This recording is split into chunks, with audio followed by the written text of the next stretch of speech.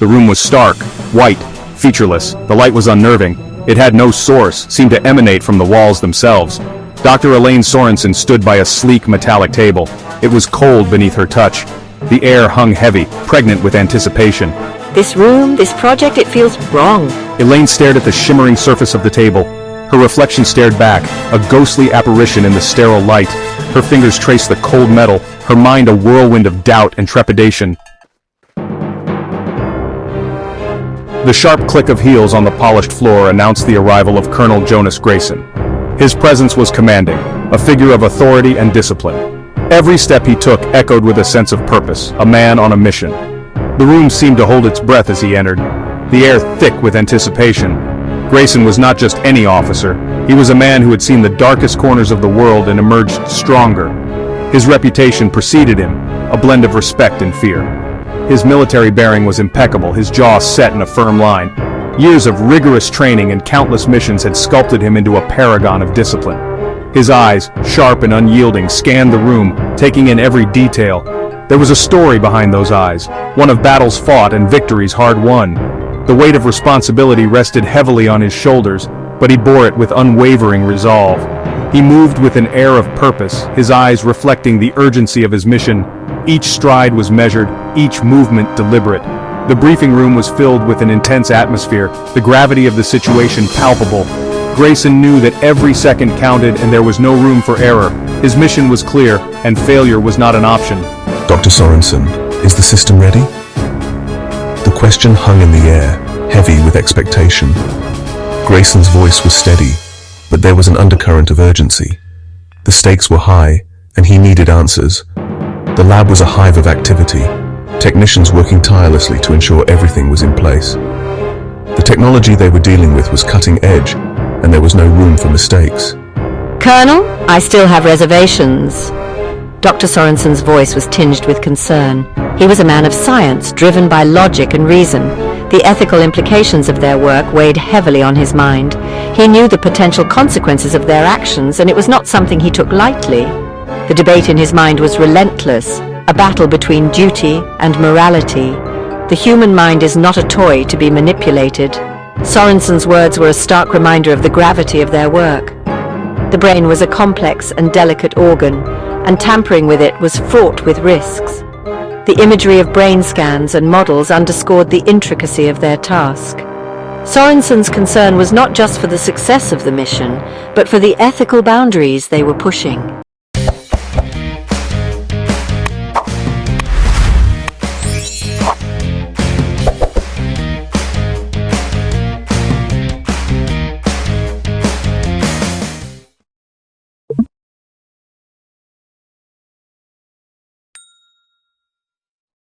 Grayson's gaze hardened. He understood Sorensen's concerns, but the mission's importance outweighed everything else. His eyes locked onto Sorensen's, conveying a silent determination. There was no room for doubt, no space for hesitation. The mission had to proceed, and Grayson was prepared to do whatever it took to ensure its success. Doctor, we're not talking about some petty criminal. Grayson's voice was firm, cutting through the tension. The gravity of the situation was clear. They were dealing with a threat that could destabilize the entire nation. The stakes were higher than ever, and there was no room for error. Grayson's resolve was unshakable, his focus unwavering. Adrian Kane is a threat to national security. The name alone sent a chill through the room. Kane was a mastermind, a genius with a dark agenda. His skills in cyber warfare were unparalleled, and he had the potential to bring entire systems to their knees. The threat he posed was not just theoretical, it was very real and imminent. He can cripple our defenses with a few keystrokes. The reality of the situation was stark. Kane's abilities in the digital realm were a formidable weapon. The security team was on high alert, every keystroke monitored, every potential breach anticipated. The simulation of a cyber attack was a sobering reminder of the stakes. Grayson knew that they had to act swiftly and decisively to neutralize the threat. But to imprison his mind, it's inhumane, unethical. Grayson slammed his fist on the table, the metallic surface ringing under the impact. We've been through this, Doctor. Conventional methods are useless against him. Kane is too clever, too resourceful. He took a deep breath, his voice softening slightly. This quantum prison, it's our only option. We can neutralize Kane without harming a hair on his head. Elaine ran a hand through her hair, her face a mask of frustration. She had been working on this project for months, and yet the complexities of quantum confinement continued to elude her. The stakes were high, and the pressure was mounting. Every failed attempt brought her closer to the edge, but she knew she couldn't give up. The future of their mission depended on cracking this enigma. Explain it to me again, Colonel. This quantum prison. How does it even work? Elaine's voice was tinged with desperation. She needed clarity, a breakthrough, something to make sense of the chaos swirling in her mind. The Colonel, a seasoned officer with years of experience in advanced technologies, took a deep breath before responding. He knew the concept was difficult to grasp, but it was crucial that Elaine understood. Grayson gestured towards the table, his fingers tracing the intricate designs etched into its surface. The table was no ordinary piece of furniture. It was a marvel of modern science, a gateway to understanding the mysteries of quantum mechanics. As he spoke, the room seemed to hum with energy, the air thick with anticipation.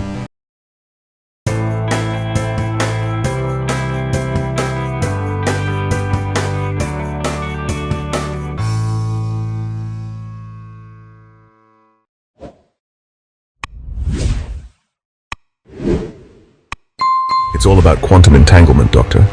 We create a simulated reality, a kind of mental prison, and we trap Kane's consciousness within it. Grayson's explanation was methodical, each word carefully chosen to convey the gravity of their work. The concept of a mental prison was both fascinating and terrifying. It was a testament to how far science had come, and yet it raised ethical questions that were hard to ignore.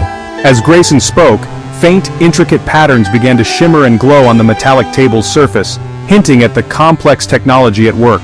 The patterns were mesmerizing, a visual representation of the quantum entanglement they were attempting to harness.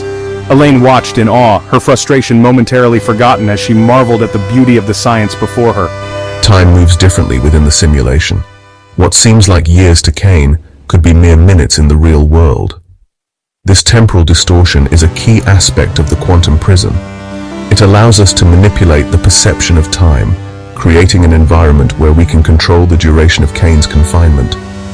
The implications of this technology are profound, offering new possibilities for both punishment and rehabilitation. Elaine's mind raced with the potential applications, but she also felt a pang of unease. The power to control time and consciousness was immense, and with it came a heavy responsibility.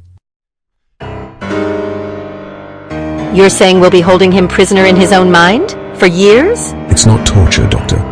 It's a more humane form of incarceration. Kane will be able to live out his days in a simulated world, oblivious to his true predicament. Elaine recoiled as if struck. She stared at him, her eyes filled with a mixture of horror and disbelief. This was madness. They were crossing a line, tampering with forces they barely understood.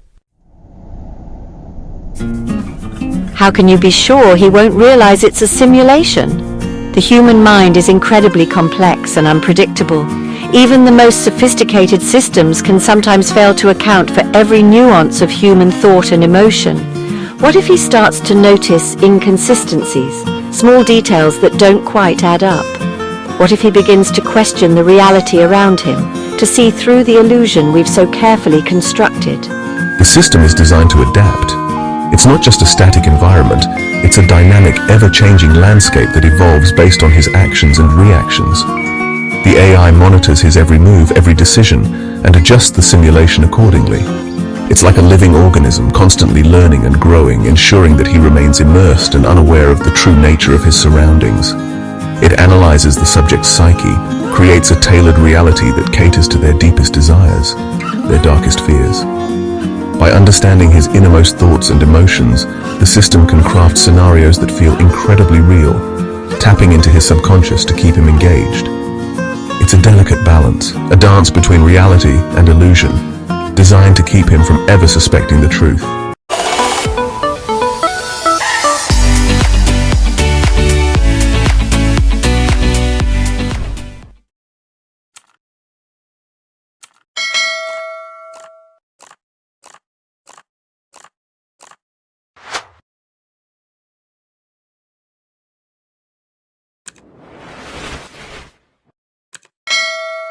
Grayson pointed to the table.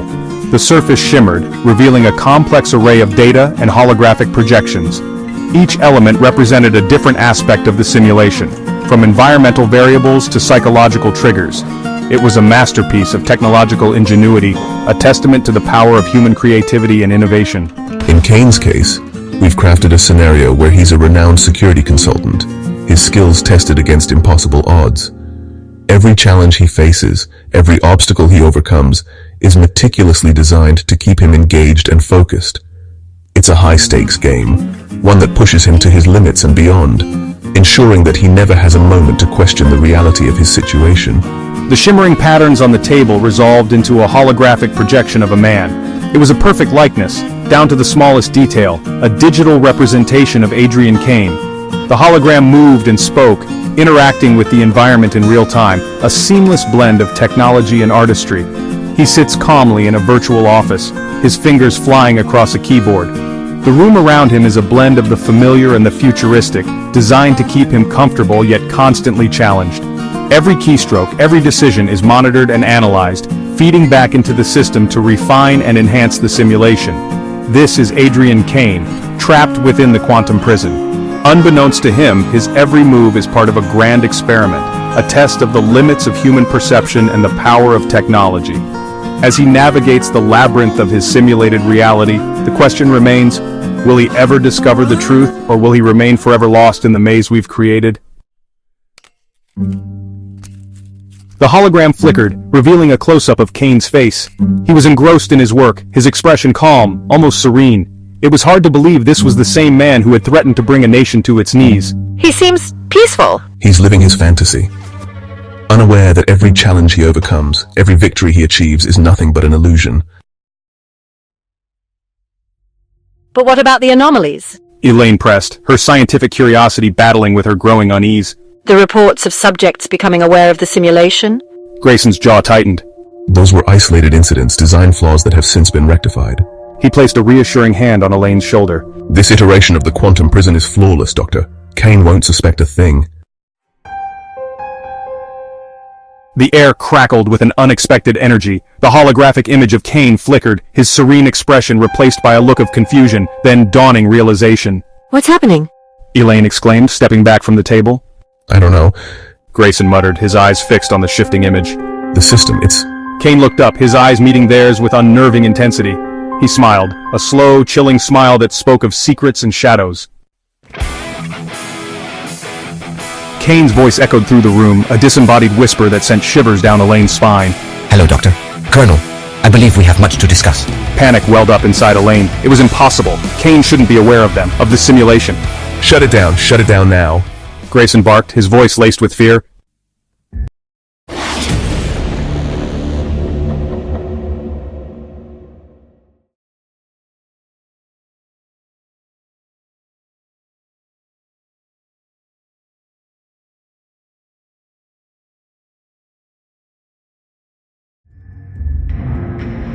Elaine's fingers flew across the control panel, her mind racing.